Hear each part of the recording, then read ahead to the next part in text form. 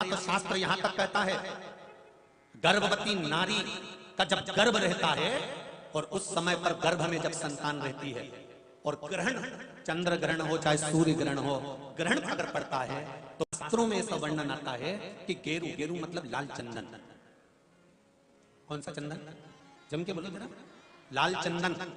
ये गेरू तो बाद में आप लोगों ने उधर पे लगाना चालू करा, पर नियम ये है कि गर्भ में अगर बच्चा रहता है तो ग्रहण पड़ता है, चंद्र ग्रहण पड़े, सूर्य ग्रहण पड़े, तो जो नारी का गर्भ रहता है, भले वो 3 महीने का हो, 2 महीने का हो, 1 महीने का हो, 8 महीने का हो, 9 महीने का हो, 10 महीने का, नारी का अगर गर्भ है तो बुजुर्ग लोग भी कहते हैं, उनको ये भले नहीं मालूम होगा कि क्यों गेरू लगाते। गेरू नहीं, लाल चंदन की 3 रेखा नारी को अपने पेट पर खींच लेना चाहिए। क्या होता है? तो कहा बच्चा विपरीत पैदा नहीं होता, बच्चा स्वतंत्र स्वस्थ अच्छा पैदा होता है, सुखी पैदा। आप में से कितनी माताएं जो जानती हैं इस बात को? हाथ उठाओ जरा। जानती हैं सब कि जब गर्भ में बच्चा रहता है तो माताएं कह देती, सास कहती थी बेटा थोड़ा गेरू लगा लेना, पेट में थोड़ा सा गेरू लगा ले, थोड़ी सी मिट्टी लगा ले, थोड़ा सा कुछ पेट पर लगा ले, क्योंकि ग्रहण पड़ रहा है। क्यों? अगर ग्रहण पड़ी हुई संतान जन्म लेगी तो ये अपने ही धर्म का विरोध करेगी, सत्य का विरोध करेगी, गलत मार्ग पर चलेगी। और अगर शरीर पर एक त्रिपुंड लगा दिया गया, पेट पर ग्रहण के समय पर गेरू लगा दिया गया, लाल चंदन लगा दिया गया, तो जो बच्चा जन्म लेगा वो नहीं खड़ा हो सकता, धर्म के विरोध में कभी नहीं खड़ा हो सकता, सत्य सनातन धर्म के विरोध में कभी खड़ा नहीं हो सकता, हिंदू धर्म के विरोध में कभी खड़ा नहीं हो सकता, हमारे पक्ष में हमेशा बना रहेगा। सनातन धर्म का कुल में पैदा होकर, सनातनी होकर, हिंदू धर्म में पैदा होकर भी अगर कोई हिंदू धर्म का विरोध करता है तो समझ लेना कि यह ग्रहण की औलाद पैदा हुआ है, ये साधारण नहीं है, ग्रहण से पैदा हुआ है। इसलिए सनातनियों का भी विरोध करने के लिए खड़ा हुआ।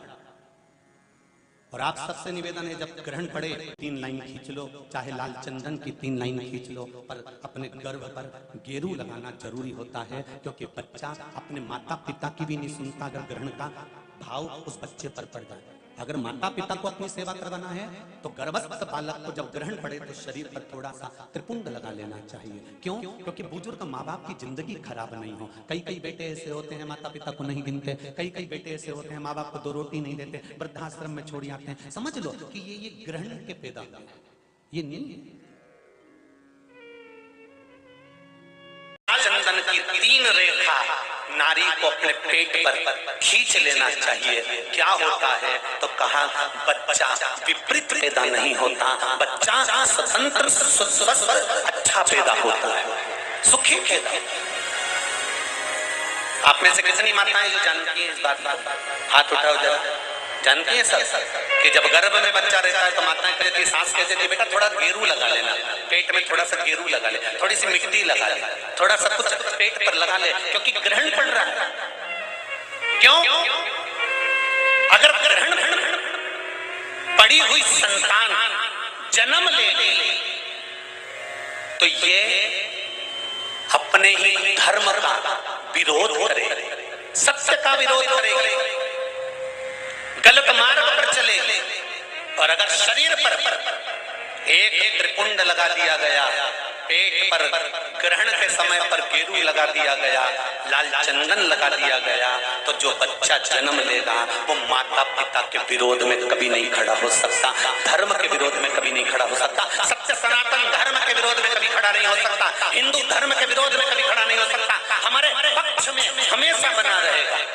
सनातन धर्म का कुल में पैदा होकर, सनातनी होकर, हिंदू धर्म में पैदा होकर भी अगर कोई हिंदू धर्म का विरोध करता है तो समझ लेना कि ये ग्रहण की औलाद पैदा हुआ है, ये साधारण नहीं है, ग्रहण से पैदा हुआ है। इसलिए सनातनियों का भी विरोध करने के लिए खड़ा।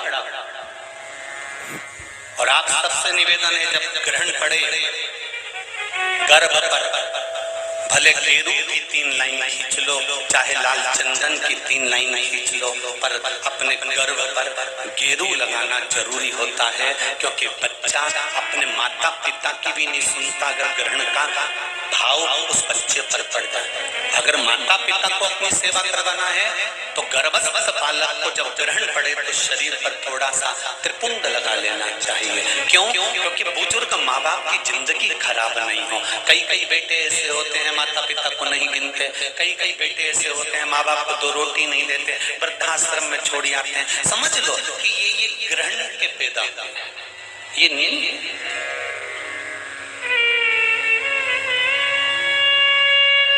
आप लोग जानते हैं ना माता, सत्यता में बोलो, जब ग्रहण का समय आता है तो आपने अपनी बहुओं को कहा कि नहीं कहा गेरू लगाने का? बोलो जरा, हाथ उठाओ, किस किस ने कहा ये कहिए। आप लोगों को ध्यान में है, बुजुर्ग माता इस चीज को जानती है।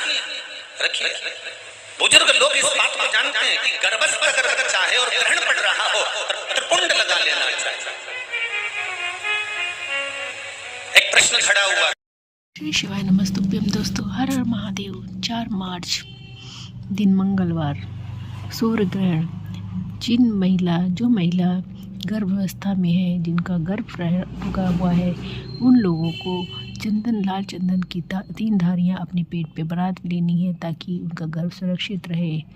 हर हर महादेव। श्री शिवाय नमस्तुभ्यम।